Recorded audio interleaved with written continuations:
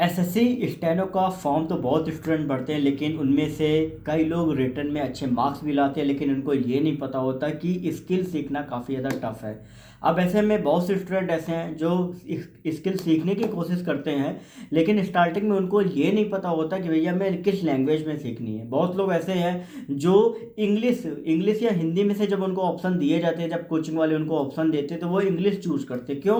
क्योंकि उनको लगता है कि इससे उनकी इंग्लिश अच्छी होगी, प्रोनाउंसिएशन अच्छा होगा, वोकैब्स अच्छे आप लर्न करोगे।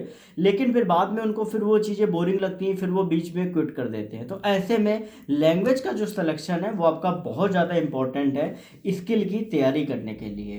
तो जितने भी स्टूडेंट ऐसे हैं जो अभी स्टार्टिंग में, अभी हाल ही में स्टार्ट करना चाहते हैं, तो किस तरीके से हम लैंग्वेज का चुनाव करें, किस तरीके से हम ये पता करें कि भैया हमें किस लैंग्वेज में सीखनी चाहिए स्टेनो। क्योंकि बहुत से स्टूडेंट ऐसे हैं जो ये देखते हैं कि भाई वैकेंसी किस में सबसे ज़्यादा आती है, हिंदी में आती है, इंग्लिश में आती है, जबकि ऐसा कुछ भी नहीं है। अगर आप स्टेनो चाहे हिंदी में सीखो चाहे इंग्लिश में सीखो, अलग अलग जगह पे आपकी अपॉर्चुनिटी अलग अलग आप सभी की रहती है। लेकिन यहाँ पर हम बात करते हैं लैंग्वेज की। तो यहाँ पर जितने भी स्टूडेंट जिनका बैकग्राउंड पूरी तरीके से हिंदी का रहा हो, जैसे आप इसकी स्कूलिंग जो है वो आपकी प्रॉपर एक स्टेट बोर्ड में हुई है, आपने हिंदी पढ़ी हो, ठीक है। अगर आपकी स्कूलिंग जो है वो आपकी हो सकता है सीबीएसई बोर्ड से अगर आपकी हुई हो, उसके बाद भी आपको ये चीज़ समझनी है कि आप किस लैंग्वेज को भली भांति जानते हैं। जैसे नॉर्थ में अधिकतर लगभग देखा जाए तो इवन 85%, 80 से 85% बच्चे ऐसे हैं जो हिंदी में स्किल सीखते हैं एज कम्पेयर टू इंग्लिश। क्यों? क्योंकि इंग्लिश उनके लिए काफ़ी ज़्यादा टफ होती है, क्योंकि जब आप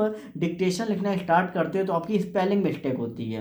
मान लो कोई बड़ा वर्ड, मान लो इम्पीचमेंट बोल दिया गया, तो इम्पीचमेंट का आपका पूरा जब आप लिखोगे ना तो उसमें आपकी गलती नहीं होनी चाहिए।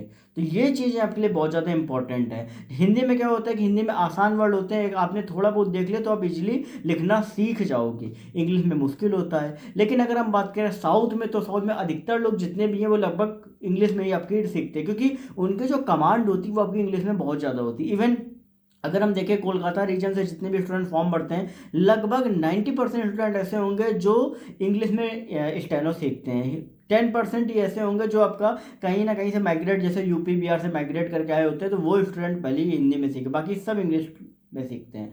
तो ये चीज़ आपके लिए बहुत ज़्यादा इंपॉर्टेंट है कि आपका बैकग्राउंड किस बैकग्राउंड से आप आते हो। आपने अभी तक इंग्लिश आपने सीखी है, या आपने इंग्लिश को कहीं ना कहीं, एक होता नहीं किसी किसी घर में पूरा इंग्लिश का माहौल होता है, लोग इंग्लिश में बातचीत करते हैं, आपको इंग्लिश पे कमांड रहती है, आपको हर एक चीज़ वोकैब्स वगैरह अच्छे से आती है। और ये चीज़ें क्या है कि आपको ऑलरेडी अंदर से पता होती हैं। कभी भी ये मत सोचो कि वोकैब्स याद कर लेंगे, ये कर लेंगे, उससे हमारी इंग्लिश इंप्रूव होगी, ये होगी, इस चक्कर में बिल्कुल भी मत सीखो। क्योंकि आप एक ऐसा सब्जेक्ट सीखने जा रहे हो जो बहुत ही बोरिंग है, लेकिन उसके जो बेनिफिट्स हैं वो बहुत लॉन्ग टर्म में आपके हैं। क्योंकि एक बार आपने स्टेनो सीख लिया, स्पीड बन गई, तो आपको सिर्फ एक पेपर निकालने, उसके बाद सिर्फ आपकी स्टेनो आपकी है फाइनल। तो इस वजह से लैंग्वेज का जो सिलेक्शन है वो आपके लिए बहुत ज़्यादा इंपॉर्टेंट होने वाला है। ओके।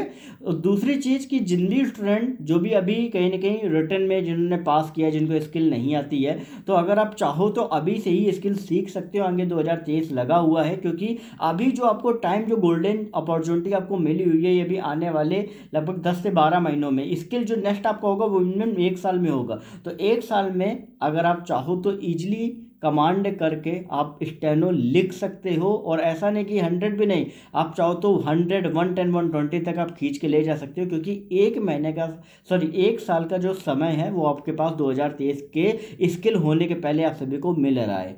तो ये जो अपॉर्चुनिटी है इसको अगर आप ग्रैब करना है तो सभी स्टूडेंट, अभी मैं धीरे धीरे स्किल मैं आपको सिखाऊंगा हिंदी वालों के लिए, इवन इंग्लिश वालों के लिए नहीं, लेकिन हिंदी वालों को मैं धीरे धीरे क्लासेस मैं लूँगा, लाइव क्लासेस आपकी रहेंगी इवनिंग में। तो अगर आप इंटरेस्टेड हो, अगर आप नहीं चाहते कि बाहर कोचिंग वगैरह में जाना, तो आपको आराम आराम से मैं 3 से 3.5 महीने में बुक कंप्लीट कराऊंगा। उसके बाद फिर आपको धीरे धीरे आपको स्टेनो की स्पीड किस तरीके से आपको मेंटेन करनी है, क्या क्या चीज़ें करनी है, वो आपको मैं धीरे धीरे मैं आपको बताऊंगा। तो ये चीज़ें आप सभी स्टूडेंट ध्यान रखें। अभी आपकी लगभग मंडे से आपकी क्लासेस स्टार्ट हो जाएंगी, और ज़्यादा टाइम नहीं होगा, 10 से 15 मिनट की क्लास होगी, ज़्यादा लंबी भी नहीं होगी। और वहाँ पर मैं आपको हिंदी में आपका किस तरीके से आपका स्टेनो में, क्योंकि स्टेनो अगर देखा जाए हिंदी में आपकी अलग अलग प्रणाली होती है, इंग्लिश में भी होती होंगी, आई डोंट नो, हिंदी में मैंने सीखा तो मुझे पता है। तो हिंदी में मैं ऋषि प्रणाली में मैं आपको सिखाऊंगा, बुक कौन सी आपको लेनी है, किस तरीके से आपको प्रैक्टिस करनी है। तो सभी स्टूडेंट ध्यान रखें, डेली 8 बजे आपकी जो क्लास है वो आप सभी की होगी, तो स्टूडेंट टाइम से आप आएँ। बाकी आपको जो भी डिटेल्स हैं वो आपको टेलीग्राम ग्रुप में अवेलेबल करा दी जाएंगी। फिर भी अगर आपको कोई भी क्वेरी है तो इंस्टाग्राम पर सरकारी नौकरी वाले बाबा टाइप करके पूछ सकते हो। और ये जो अपॉर्चुनिटी है ये आप बिल्कुल भी मत छोड़ना, क्योंकि बहुत ज़्यादा क्रुशियल ये वाला एग्जाम आप सभी के लिए रहने वाला है।